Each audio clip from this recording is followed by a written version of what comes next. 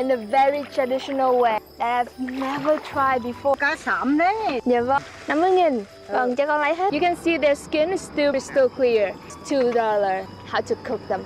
This is my kitchen for today. Just look typical fish from the lake. They are small spices, chickenic herbs. It's called mak mak. Put some of them in here. Market.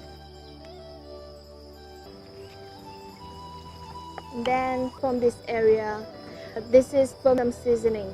So and everything together on my fish. Learned this technique from the local this morning. Batter like this. Then okay, let's start grilling them. It's almost done. The fish are small, so it didn't. Now I have to prepare the dipping sauce.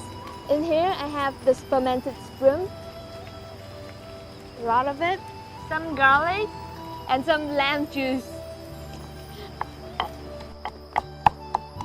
It's raining, so I don't have to really cook.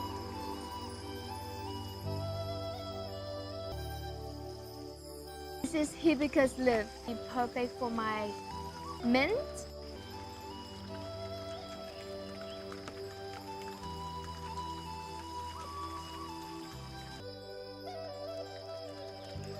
Better than I thought.